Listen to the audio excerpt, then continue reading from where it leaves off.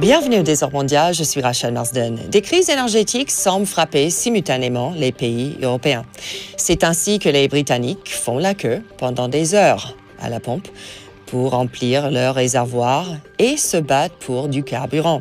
La situation est si grave que le Premier ministre Boris Johnson a envoyé l'armée en renfort. Quelles sont les causes de cette pénurie? Le Brexit? Des problèmes de chaîne d'approvisionnement liés à la pandémie de Covid-19. En tout cas, la chaîne de supermarchés britannique Marks & Spencer a invoqué ces deux motifs pour justifier la fermeture prochaine de plus de la moitié de ses magasins en France. Ou n'y a-t-il tout simplement pas assez de carburant pour approvisionner le Royaume-Uni? En France, beaucoup d'entre nous avons vu nos factures d'électricité et de gaz flamber le mois dernier après une hausse continue tout au long de l'année. Le régulateur européen a annoncé à la fin du mois de septembre une nouvelle hausse de 12,6% du prix de gaz et donc de l'électricité, les deux étant liés. Bruno Le Maire, ministre de l'économie, souhaite une réforme du système européen, le qualifiant d'obsolète. Mais peut-être l'Europe serait moins inquiète pour son chauffage cet hiver si elle ne s'était pas pliée aux demandes américaines d'arrêter les travaux sur le gazoduc Nord Stream 2 qui doit transporter du gaz russe vers l'Allemagne.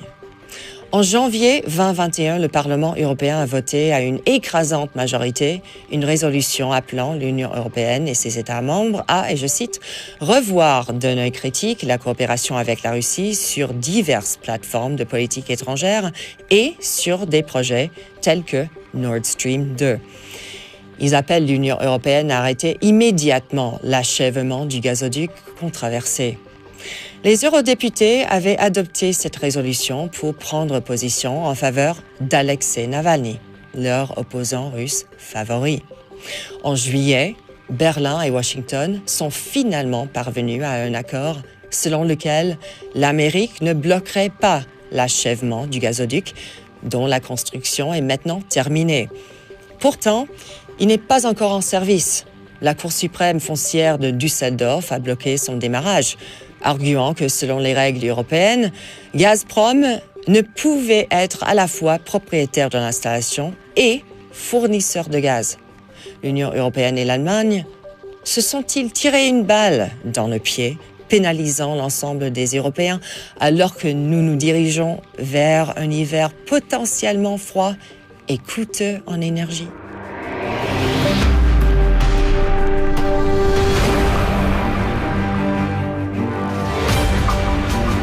Le Désordre mondial, présenté par Rachel Marsden. Avec moi aujourd'hui pour discuter de tout cela, Francis Perrin est chercheur associé au Policy Center for the New South à Rabat et directeur de recherche à l'Institut de Relations internationales et stratégiques. Bienvenue à l'émission. Merci beaucoup. Merci d'avoir accepté. Alors, il semble avoir des soucis énergétiques un peu partout en Europe. Commençons avec la Grande-Bretagne et la situation là-bas. Pourquoi est-ce qu'ils se battent entre eux pour le carburant? Vous l'avez dit dans votre présentation, il y a deux éléments clés. Il y a bien sûr les conséquences de la pandémie de Covid-19, et puis il y a le Brexit. Incontestablement, ces deux facteurs sont à l'œuvre, de façon combinée. Alors bien sûr, du côté des autorités britanniques, du côté du Premier ministre Boris Johnson, du côté du gouvernement britannique, on a voulu le Brexit. Donc la tentation politique bien compréhensible, c'est de dire « mais non, ça n'a rien à voir avec le Brexit, c'est à 100% la pandémie de Covid-19 ». Bien sûr qu'il y a la pandémie, mais il y a aussi le Brexit. C'est un mélange des deux qui a rendu notamment difficile la disponibilité de chauffeurs routiers pour transporter le carburant vers les stations-service. Car nous parlons bien pour le Royaume-Uni, pour l'Angleterre, nous parlons bien d'une pénurie en matière de transport, de transporteurs, de personnes, donc de chauffeurs. Nous ne parlons pas d'une pénurie de pétrole ou de carburant. Cela pourrait être le cas, mais ce n'est pas le cas. C'est vraiment la question du maillon transport. Dans l'énergie, nous disons souvent que nous avons une chaîne. On parle de chaîne énergétique d'ailleurs. Il y a la chaîne pétrolière, il y a la chaîne gazière, etc. Et l'avantage de cette comparaison, c'est une image de la chaîne, c'est que chaque maillon est important. Si vous avez une chaîne et il y a un maillon qui est faible, ça ne passe pas. En l'occurrence, pour la chaîne pétrolière au Royaume-Uni, le maillon faible pour l'instant, c'est le transport. Et donc évidemment, comme il est l'intermédiaire entre la production et la distribution de carburant, eh bien forcément, au niveau de la distribution, il y a des stations-service qui sont obligées de fermer parce qu'elles n'ont pas de carburant, ou qui sont ouvertes mais qui n'ont pas suffisamment de carburant, et ainsi de suite. Et au moment où nous parlons, c'est encore une réalité aujourd'hui, pour une partie significative des stations-service, notamment pas toute l'Angleterre, mais une partie de l'Angleterre, dont Londres d'ailleurs, ce qui est évidemment particulièrement important. Et on ne peut pas mettre ça uniquement à 100% sur la pandémie de Covid, comme le font les autorités britanniques, pour des raisons politiques que l'on comprend. Il est difficile, lorsqu'on a été l'artisan du Brexit, comme Boris Johnson, de dire « Ah bien oui, finalement, c'est une conséquence négative du Brexit ». Est-ce qu'on pourrait voir un tel phénomène ici, en France? On ne peut jamais dire qu'il n'y aura pas de pénurie énergétique. Si on le disait, je pense que ce serait une déclaration trop prétentieuse. Aucun pays n'est, de façon générale, à l'abri d'une pénurie qui peut toucher donc soit pétrole, produits raffinés, notamment carburant, soit le gaz, soit l'électricité. Cela dit, je prends un exemple. Nous avons eu parfois dans le passé en France des grèves. Alors les grèves, il n'y en a pas seulement dans le passé en France, mais c'est l'actualité, mais des grèves qui portaient sur le secteur pétrolier et les raffineries. Une raffinerie, c'est une usine qui transforme du pétrole brut en produits raffinés, dont les carburants automobiles. Si vous avez une grève au niveau des raffineries qui est suffisamment forte, bien suivie, vous pouvez avoir une pénurie de produits raffinés, dont de carburant. Alors, dans ce cas-là, évidemment, et ça n'a pas... Parfois, on se souvient, dans les dernières années en France, on avait des stations-service qui avaient beaucoup de mal à être approvisionnées. Et là encore, c'est pas parce qu'il n'y avait pas de pétrole qui arrivait dans les ports pétroliers français, c'était le maillon transport, distribution, lié à des aspects sociaux, cette fois-ci, dans mon exemple, un conflit social, une grève. On peut penser aux États-Unis, grands producteurs de pétrole, de gaz et d'énergie de façon générale. Rappelons-nous, alors ça remonte un petit peu loin, mais les ouragans Katrina et Rita 2005, qui avaient balayé, été 2005, qui avaient balayé le golfe du Mexique, région très importante en termes de production d'énergie, toute énergie confondue. Et les raffineries, les centrales électriques avaient été mises à mal, les raffineries ne fonctionnaient pas ou pas aussi bien, et il y avait eu aux États-Unis, à ce moment-là, dans un pays qui est un grand producteur de pétrole, à l'époque il n'était pas le premier, mais c'était déjà l'un des 3 plus grands producteurs mondiaux de pétrole, il y avait eu presque une pénurie de carburant du fait d'un problème lié aux raffineries. Et ce problème a été évité par le fait que d'autres pays membres de l'AIE, l'Agence internationale de l'énergie, qui regroupe 30 pays, ont envoyé aux États-Unis du pétrole et des produits raffinés pour justement empêcher une trop forte pénurie. Donc on peut avoir différents cas de figure. On a la combinaison Covid-Brexit, qui est évidemment unique au Royaume-Uni, puisque le Brexit, par définition, le Covid c'est partout, mais Brexit c'est Royaume-Uni. On a pu avoir en France des difficultés avec des grèves qui ont touché le secteur des raffineries dans le passé. On avait là un phénomène météorologique, ouragan Katrina Rita 2005 États-Unis. Bon. Donc on peut avoir on ne peut pas dire voilà, ça ne nous arrivera jamais. Cependant, on voit que les prix flambent actuellement ici en France et vont continuer à le faire jusqu'au point où le Premier ministre français Jean Castex est monté au créneau jeudi dernier lors du journal de nos confrères chez TF1 pour parler des potentielles solutions. Mais pourquoi est-ce qu'on voit ce phénomène ici en France? C'est quoi le problème? Alors, je dirais que c'est un phénomène qui est à la fois mondial, européen et français. Mais il n'est pas que français. Alors évidemment, ensuite, il a des déclinaisons qui peuvent être spécifiques dans tel ou tel pays pour différentes raisons. Mais d'abord, il faut partir de la dimension mondiale. Pourquoi est-ce que les prix de l'énergie, ce qui veut dire pétrole, donc carburant, gaz et électricité, augmentent? Principalement parce que nous avons en 2021 une forte reprise économique, ce qui en soi n'est pas une mauvaise chose, qui entraîne évidemment une forte augmentation de la consommation d'énergie. Après une récession économique mondiale en 2020 et une pandémie de Covid-19 qui n'est pas tout à fait terminée, mais ça va quand même moins mal. Selon le FMI, le Fonds monétaire international, il y aura cette année, au niveau mondial, une croissance économique de 6%. C'est considérable. En France, L'INSEE annonce pour l'année 2021 une croissance de 6,2%. On n'a jamais vu ça dans un pays comme la France depuis, je pense, le début de l'année 1970. Donc on a une économie mondiale, y compris européenne et française, mais mondiale, qui repart à plein régime après une année terrible 2020 qui a mis à mal les chaînes de valeur dans différents secteurs industriels.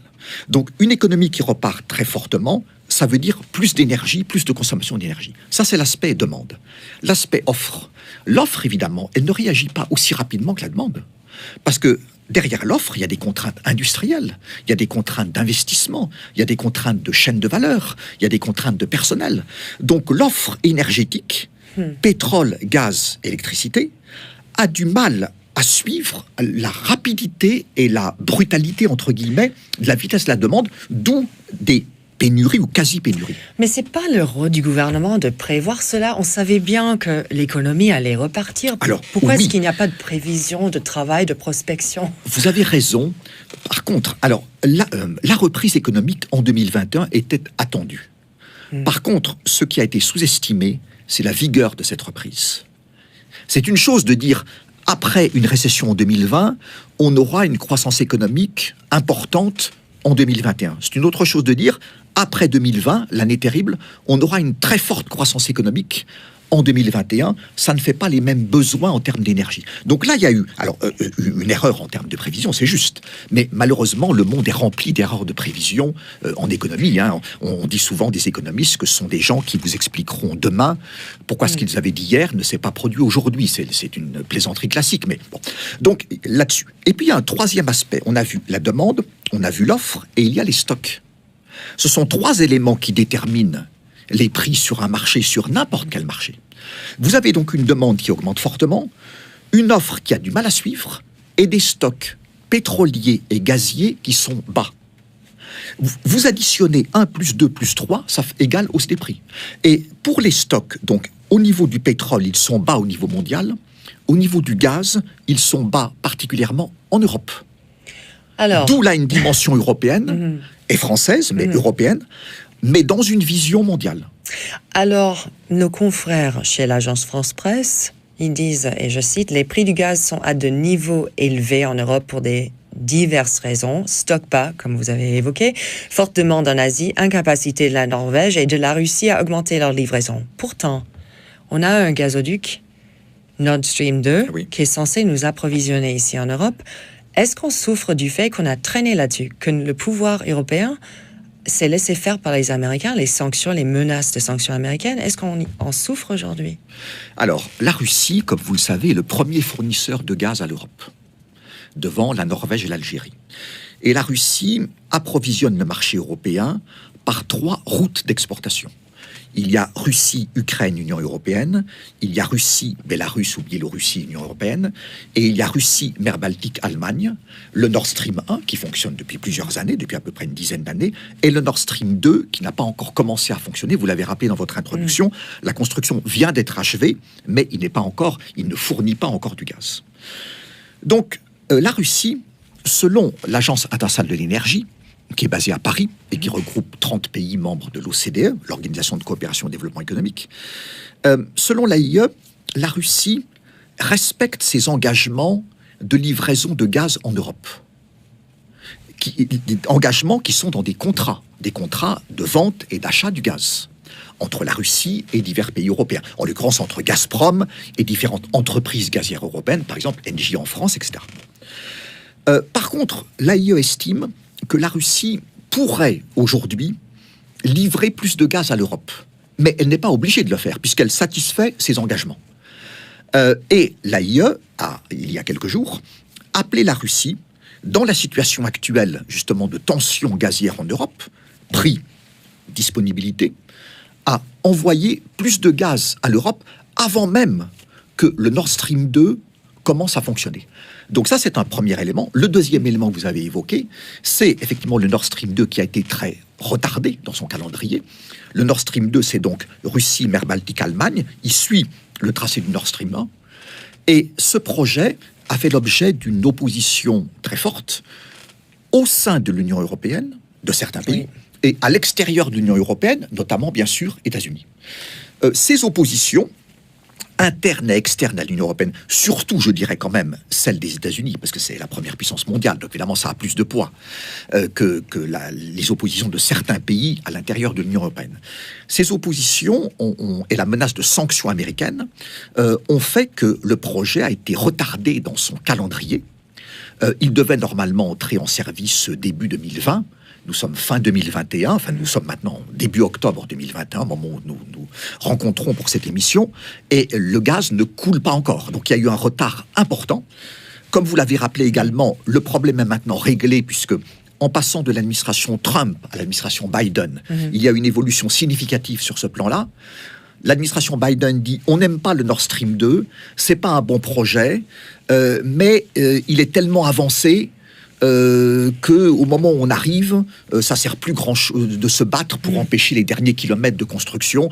Et puis on ne veut pas non plus trop braquer l'allié allemand. Oui. Donc on essaie l'accord que vous avez évoqué. Donc la construction est terminée. Donc il va commencer à livrer du gaz à l'Europe, mais ce n'est pas pour cette crise actuelle, parce que là on est en plein dedans. Oui.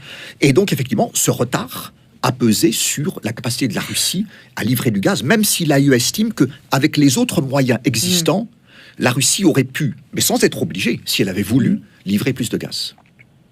Et ça aurait allégé la situation, les prix gaz ici en France, vous croyez ? Les prix du gaz sont liés donc à un rapport entre l'offre et la demande. Vous avez une demande qui augmente fortement et une offre qui a de la peine à suivre. S'il y avait eu plus d'offres, les prix seraient plus bas. Alors, qu'est-ce que vous pensez de cette idée que la Cour suprême foncière de Düsseldorf, en Allemagne, a bloqué le démarrage de ce pipeline, arguant que selon les règles européennes, Gazprom ne peut pas être à la fois propriétaire de l'installation et aussi fournisseur de gaz. Alors, ce que rappelle cette cour que vous venez de citer est parfaitement exact en termes juridiques sur le plan du droit européen.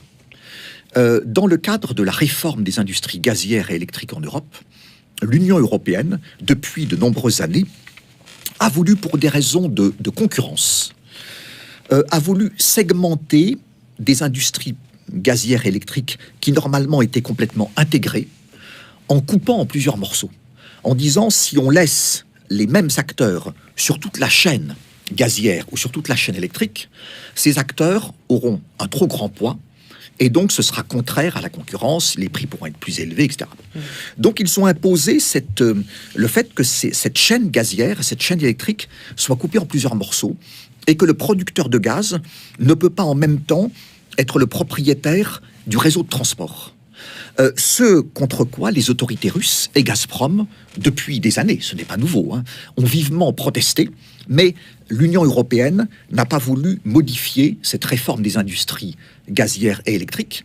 Et donc, régulièrement, dans le cadre de la construction du Nord Stream 2, là, c'est avec l'Allemagne, vous évoquiez, je crois que c'est à Düsseldorf, mais il y a eu d'autres problèmes auparavant où on disait à Gazprom, non, il y a un problème, là, vous n'êtes pas en conformité avec, etc. Et ça aussi était l'une des causes, pas la principale, mais du retard du projet. Alors, que faire pour résoudre ? Il y a la Commission européenne, il faut être précis, la Commission européenne, et notamment la direction de la concurrence de la Commission européenne, qui n'est pas la direction la moins influente. Et c'est une expression diplomatique. Elle pèse d'un poids extrêmement important. La direction de la concurrence, pour l'instant, n'a pas montré de volonté ou de velléité de revenir sur ces réformes qu'elle a pilotées, promues et imposées, enfin imposées avec le concours des États membres. Évidemment, s'ils n'avaient pas voulu, on n'aurait pas pu leur imposer. Par contre, on entend d'autres voix, et vous avez cité une voix française, celle du ministre de l'économie, M. Bruno Le Maire, qui récemment a fait une sortie assez remarquée en disant mais les marchés énergétiques en Europe, alors je n'ai pas exactement son texte précis, mais en gros il a dit ça marche sur la tête, quoi, notamment à partir de la situation actuelle, parce que dans certains cas, dans un pays comme la France, où on a une électricité produite sur des bases principalement nationales, donc nucléaire, hydraulique, un petit peu de solaire, d'éolien. Si on ajoute tout ça en France, on a un parc électrique décarboné à environ 92%. Et les combustibles fossiles, pétrole, gaz, charbon, dans le parc électrique français, ce n'est que 8%. Donc c'est très peu. Et Bruno Le Maire se disait, mais comment se fait-il qu'avec le parc électrique que l'on a, en fonction de règles de fixation des prix pour l'électricité, cette fois-ci au niveau européen, eh bien, on a des prix qui augmentent alors que nous ne sommes pas tellement impactés par l'augmentation des prix du gaz. Oui, ça joue pour des pays européens, pour des pays en dehors de l'Union, mais pas pour nous, France, parce que ça pèse pas beaucoup dans notre mix électrique, comme on dit souvent. Donc, est-ce que les propos de Monsieur le maire vont rester des propos de circonstance? Parce que, évidemment, il faut envoyer des messages à l'opinion publique française qui n'est pas contente. Le consommateur est rarement content quand il voit à la fois la facture de carburant, la facture de gaz et la facture d'électricité augmenter en même temps. Parce que s'il n'y avait qu'une augmentation, par exemple, sur le gaz, et rien que ça, ou sur l'électricité, rien que ça, rien entre guillemets.